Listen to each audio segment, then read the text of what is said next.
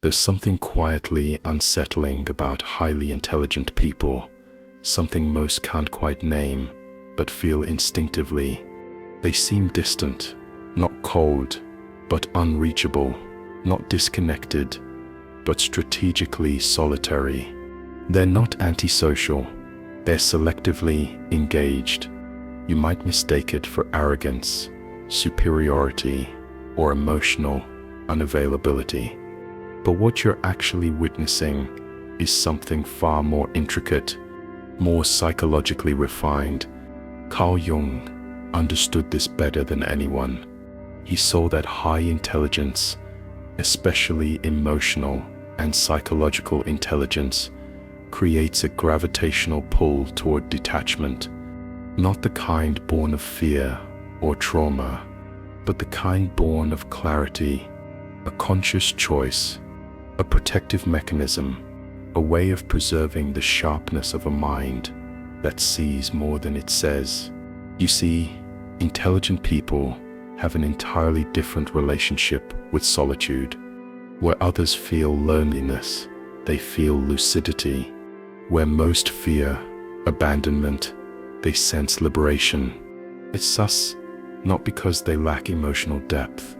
It is because they have discovered something that most never do, that their most profound insights, their deepest healing, and their most authentic self do not emerge in the noise of constant connection. Jung called this individuation, and here sets where it becomes even more relevant for the highly intelligent. You see that much of what people call connection is actually unconscious performance.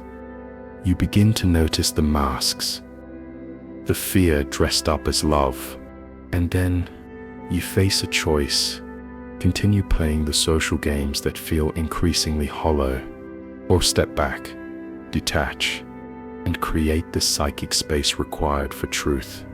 Most choose the former, not because they don't feel the hollowness, but because they fear the silence. The intelligent choose the latter, not because they enjoy the solitude, but because they know it's where the real work happens. You begin to see psychological patterns others miss. You hear the subtext beneath what people say. Jung called this the rise of psychological consciousness.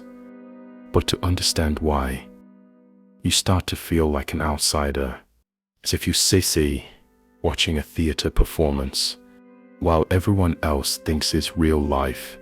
This isn't set cynicism, it seeks clarity, and clarity is isolating. The intelligent often find themselves torn. Should they speak their truths and risk rejection, or conform to surface-level norms and protect their belonging? Most stay at the surface, but that choice fractures them. The constant translation of deep thoughts into socially acceptable fragments, the daily sacrifice of insight for inclusion. It splits the self in two. One version becomes who the world can tolerate. The other becomes who they really are, hidden, waiting, watching. Eventually, they see it clearly. Much of what we call connection is merely projection. People aren't truly seeing you. They're just seeing what they need you to be. They spare not loving your authentic self. They share loving their idea of you. Once you understand this, the compulsion to maintain surface-level connections begins to weaken.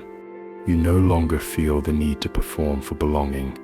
Carl Jung knew this truth well. He understood that intelligent minds, especially emotionally and psychologically intelligent ones, naturally gravitate toward fewer, deeper connections rather than many shallow ones. For the intelligent person, quality over quantity isn't just a preference, it sets a psychological necessity. Detachment becomes a defense, not against people, but against the silent erosion that occurs when you're constantly expected to dilute your truth to maintain connection. There sets a unique kind of exhaustion that comes from being intelligent in a world that rewards conformity over curiosity. validation over truth, emotion over reflection. You watch people make decisions not from principle. This creates what Jung and modern psychologists recognize as cognitive isolation, the experience of thinking in ways that diverge from the collective patterns, social interactions through the lens of projection, politics through historical cycles and tribal behavior. Even small talk becomes a layered scan of tone, subtext, and emotional undercurrent. And suddenly, something shifts. You can no longer participate in the world the way you once did. You are there but not really in it. You listen, but you analyze. You engage, but you hold back. You smile, but only half of you is present. It sits not a performance. It sets a necessity. Because when your mind is always scanning, decoding, translating, it sets not peace you feel. It serves friction. It sets a loneliness of mind.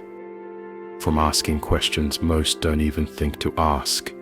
And so, the intelligent person learns to detach, not to escape, but to preserve, to protect their clarity, to maintain the integrity of their emotional economy, because intelligence brings with it an acute understanding of energy, not just physical, but emotional. And you begin to realize your attention is currency, your empathy is an investment, and not every person, conversation, or connection is worth the cost.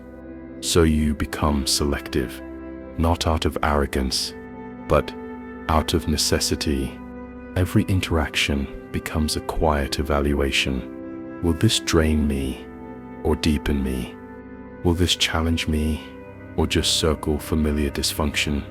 Will this nourish growth or consume it? This isn't coldness.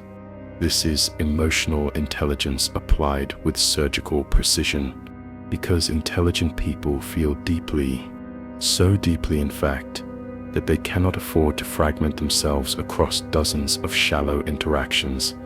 One profound, truthful connection means more than 10 empty ones. But this selectivity, it confuses people. You don't set respond fast enough. You don't set show up often enough. You don't give the predictable nods that keep the social machine running. And so you're labeled aloof, arrogant, antisocial. But the truth is more subtle, more sacred. Intelligent people have learned the art of emotional discipline. They've trained themselves to feel without being ruled by feelings, to observe emotions rather than obey them, to respond rather than react. They don't withdraw because they don't care. It uses precision. This detachment serves many purposes. It preserves energy for pursuits that matter. It maintains the mental clarity essential for deep thought. It shields the mind from the emotional turbulence that comes from over-investing in other people's unresolved psychological dramas. Is its relationship with solitude, filling every silent moment with noise, distraction, or company. The intelligent mind seeks what Carl Jung called the treasure in the depths, in a way that's impossible when you're constantly managing other people's emotions, expectations, or projections. In solitude, the mind no longer needs to translate. It doesn't need to accommodate, soften, or shrink itself to fit. It can operate at its natural frequency. And this is where the real breakthroughs happen. This is where the creative sparks fly, where psychological integration begins, where the deepest truths arise, not from interaction, but from stillness. Jung called this space active imagination, a state where the psyche can wander, explore, and reflect without interruption. Here, ideas evolve, insights crystallize, patterns become clear. the paradox is profound. By detaching from others, the intelligent individual becomes more connected to their genuine feelings, to their unfiltered thoughts, to the inner compass that most people spend their lives avoiding. This internal connection becomes the foundation for every external relationship, because most people seek relationships to escape themselves, but the intelligent seeks solitude to find themselves.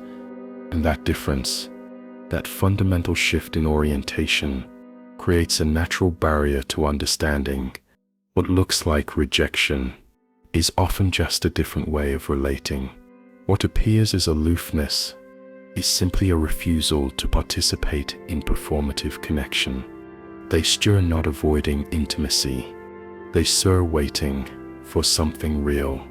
This is why highly intelligent people often thrive in extended periods of solitude.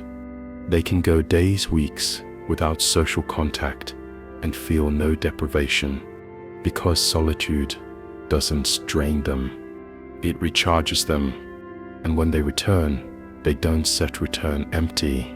They return with vision, clarity, and renewal. Jung himself lived this rhythm. His most profound insights didn't come from conversation. They came from confrontation with the unconscious, with the shadow, with the depths of his own psyche. That level of exploration requires detachment, not as withdrawal from life, but as a deeper engagement with it. The detachment of the intelligent person isn't a flaw to fix or a wall to break down. It is a form of adaptation, a necessary recalibration in a world that often runs on surface-level thinking and unconscious reaction.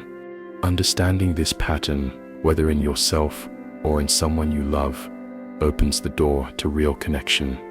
If you are the one who carries this pattern, the challenge isn't to become more social. It's to honor your natural rhythms while remaining open to those rare connections that nourish rather than drain you. And if you're trying to understand someone who seems distant, know this: their detachment is not personal. It's structural. It's built into the architecture of their psychological survival. As Jung said, the path of individuation, the journey toward becoming whole, often requires stepping away from collective noise. For the intelligent mind, detachment is not isolation. It is integration. It is the sacred space required to become fully yourself before you try to belong to anyone else.